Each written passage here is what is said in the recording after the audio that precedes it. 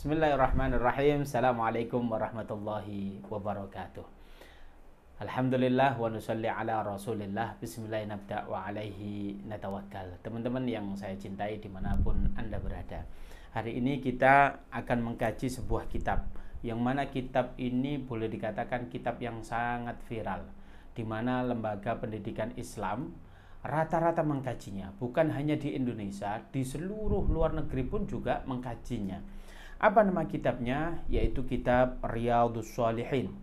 Riyadh artinya taman, Shalihin adalah kumpulan orang-orang soleh. Harapan daripada muallif atau pengarang kitab ini adalah semoga orang yang membaca ini menjadi orang yang soleh, yang dikumpulkan di taman-taman orang yang soleh, yaitu di surganya Allah Subhanahu wa Ta'ala. Amin, amin ya rabbal alamin. Siapakah pengarang kitab ini? Pengarang kitab ini boleh dikatakan beliau sangat terkenal. Nama beliau adalah Abi Zakaria Yahya bin Syaraf ad-Dini. Nama ini asing bagi kita, tetapi kalau kita sebutkan nama kelahiran beliau, nama kota dari kelahiran beliau, pasti Anda semua pasti mengingatnya. Siapakah beliau? Abi Zakaria Yahya bin Syaraf ad-Din an-Nawawi, atau biasanya disebut dengan Imam Nawawi. Itulah beliau ya, yang sangat viral, sangat terkenal. Beliau insya Allah lahir 631 Hijriah dan beliau wafat yaitu 676 Hijriah. Kurang lebih umurnya 45 tahunan. Beliau walaupun umurnya sangat pendek, seandainya karyanya itu dijejer, seolah-olah beliau itu nggak pernah tidur. Beliau itu sangat luar biasa sekali. Bahwasanya dulu tatkala pada tanggal 27 Ramadan, diceritakan oleh abah beliau. Beliau itu tiba-tiba kalau tatkala mau tidur, disunahkan untuk mematikan lampunya. Lampu di rumah itu disunahkan untuk dimatikan agar supaya kalau kita istirahat, otak ini paham, oh iya ini waktunya istirahat. Berarti apa? Kalau Anda mau istirahat, mau tidur, disunahkan untuk dimatikan lampunya. Suatu ketika dimatikan lampunya. Nah dulu bahkan kalau mematikan lampu ya wajib, karena kenapa? Kalau dulu itu kan nggak pakai listrik ya, pakai mungkin zaman dulu namanya cempluk ya, kalau di tempat saya cempluk atau apa damar begitu ya. Nah itu disunahkan untuk dimatikan karena apa? Agar supaya tidak terjadi kebakaran dan lain sebagainya. Pada saat itu, pada tanggal 27 Ramadan, Imam Nawawi tidur seperti halnya biasa. Tiba-tiba di malam hari beliau bernada keras, Abah, ada apa? Ada apa anakku? Ini kenapa itu cahaya apa itu? Cahayanya kok begitu terangnya luar biasa. Padahal pada saat itu lampunya mati. Bahwasanya abahnya mengatakan merasa Masya Allah. Apakah ini isyarah dari Allah Subhanahu wa Ta'ala bahwasanya itu adalah malam Lailatul Qadar? Subhanallah. Dari kecilnya sudah ada tanda-tanda luar biasa dari beliau. Suatu ketika pada saat Imam Nawawi bermain-main. Imam Nawawi layaknya anak kecil sepada umurnya, suka bermain. Tetapi Imam Nawawi ini kadang dikucilkan sama teman-temannya. Kenapa? Karena beliau itu suka ngaji, suka membaca. Karena beliau anak seumuran kecil seperti beliau, layaknya ya main aja. Tapi beliau main, tapi suka ngaji begitu. Suatu ketika waktu dikucilkan dia nangis.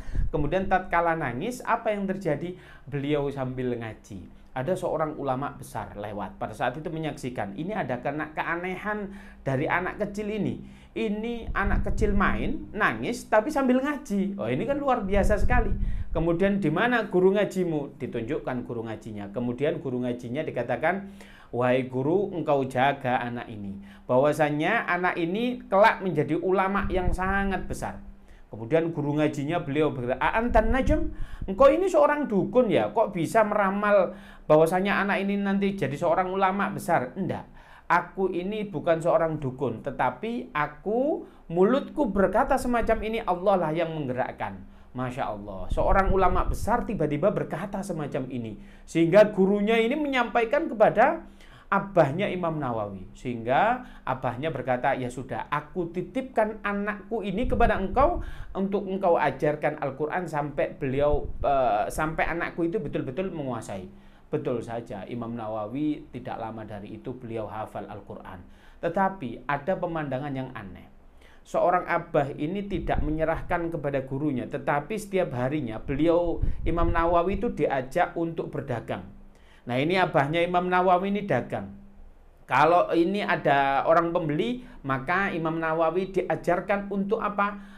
Interaksi dengan seseorang. Ini pelajaran penting bahwasanya anak kecil itu boleh bermain, tetapi diajarkan interaksi dengan orang tua lebih bagus. Lah, Imam Nawawi ini anehnya, tatkala beliau ini sudah melayani customer, tatkala nggak ada customer, beliau itu tilawatul Quran. Ini luar biasa sekali. Ini maknanya anak kecil itu boleh main, tapi harus didampingi dengan orang tua. Seperti halnya anak kecil, kita ketahui bahwasanya cucunya baginda Nabi Muhammad SAW, Sayyidina Hasan dan Sayyidina Husain, beliau senantiasa bermain. Bahkan tatkala Rasulullah bersujud saja, ada salah satu cucunya Rasulullah, yaitu menaiki punggungnya Rasulullah, sehingga Rasulullah sujudnya kok lama sekali. Itu ada salah satu cucunya, yaitu bermain di pundaknya Rasulullah. Ini menunjukkan anak kecil jangan dilarang untuk bermain. Kamu harus belajar. Enggak, karena anak kecil itu waktunya bermain. Justru yang bermasalah itu kalau sudah gede, jadi bapak-bapak, dia suka main. Ini nggak boleh. Sudah bukan waktunya. Udah nikah, sudah umur gede, kerjaannya main, apa segala macam. Ini kurang baik. Kalau anak kecil main, maka itu baik. Karena pertumbuhan anak kecil itu ya memang dunianya bermain. Oleh karena itu, Imam Nawawi, kembali kepada ceritanya Imam Nawawi juga bermain seperti halnya anak kecil. Sampai suatu ketika beliau sudah hafal Quran, beliau dipondokkan di suatu tempat. Yang mana di suatu tempat ini beliau itu luar biasa sekali. Beliau itu satu harinya beliau itu mengkaji kitab, yang mana kitabnya ini kurang lebih 12 mata pelajaran. Nah, kalau zaman sekarang kita di kampus, barangkali kalau kita belajar enak, dosennya yang datang. Ini enggak, dulu kita yang nyamperin para gurunya, para kiainya. Sehingga Imam Nawawi itu berbondong-bondong bawa 12 kitab. Itu luar biasa berat sekali. Tetapi ada amalan yang sangat luar biasa yang dilakukan oleh Imam Nawawi. Apa itu? Bahwasanya beliau itu tatkala mau mendatangi guru tersebut, beliau itu bersedekah. Dan beliau meniatkan begini, ya Allah, aku bersedekah agar supaya engkau tutupi sesuatu yang kupandang tidak enak dari guruku. Lah, inilah seorang murid itu harus mencintai gurunya. Sebab kalau gurunya itu tidak dicintai, maka ilmunya tidak sampai. Sebab ilmu itu ruhul mujannadah. Ilmu itu harus disampaikan dari hati ke hati, baina sudur ila sudur, dari hati ke hati. Sehingga kalau kita belajar ke seseorang, syaratnya satu, kita harus mencintai guru kita. Bukan hanya itu, syarat agar supaya kita mendapatkan ilmu, apa? Kata ulama, al ilmu nur wa nurullaha la yuhdalil as. Bahwasanya ilmu itu adalah cahaya, dan cahayanya Allah tidak diberikan kepada orang yang ahli maksiat. Oleh karena itu, bagi siapa saja yang menuntut ilmu, ayo hilangkan maksiat dari tubuh kita. Ayo kita hilangkan maksiat dari diri kita. Maksiat itu banyak hal. Kita mencontoh, kita melihat wanita yang bukan mahram kita. Kita lihat dengan syahwat atau dengan nafsu, itu sudah kategorinya maksiat. Maka oleh karena itu jangan sampai kita bermaksiat, agar supaya apa? Ilmunya sampai kepada kita. Kemudian yang kedua, kita cintai guru kita, betul-betul kita cintai agar supaya ilmu itu sampai kepada kita. Sebab orang yang mencari ilmu itu dikasih fadilah oleh Allah Subhanahu wa taala yang sangat luar biasa.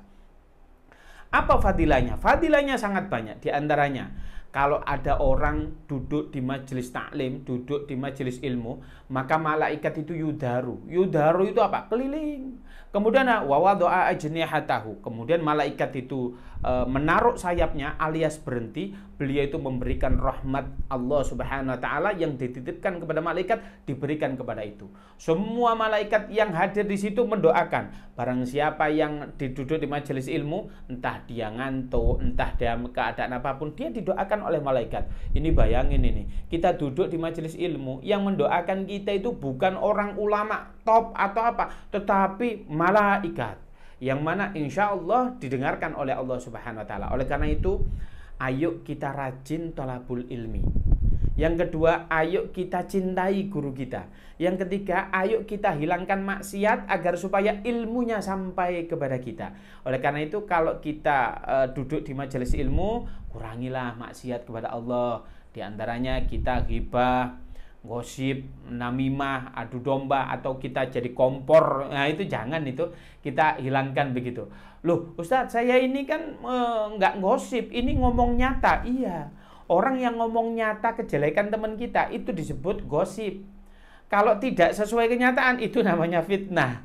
Oleh karena itu, ayo kita desain diri kita ini, jangan sampai kita bermaksiat kepada Allah, jangan sampai kita melanggar aturan Allah, agar supaya apa? Ilmu itu mudah sampai kepada diri kita. Kita cintai guru kita agar supaya ilmu itu sampai kepada diri kita. Yang ketiga, kita itu cintai guru kita agar supaya kita itu mendapatkan ilmu dari beliau. Barangkali itu sekilas tentang Imam Nawawi, dan Imam Nawawi karyanya luar biasa. Karyanya sangat banyak sekali. Seandainya karyanya kitab ini ditumpuk, seolah-olah beliau itu nggak pernah tidur. Memang betul saja, kata salah satu muridnya, Imam Nawawi itu seringkali menggunakan wudhu sholat isya, dipakai wudhunya sholat subuh. Maknanya beliau jarang sekali tidur. Belajar. Itulah Imam Nawawi yang begitu luar biasanya. Oleh karena itu, kita insya Allah ke depan akan mengkaji kitab, yaitu kitab Riyadhus Shalihin, salah satu karangan dari Imam Nawawi. Itu dari saya. Assalamualaikum warahmatullahi wabarakatuh.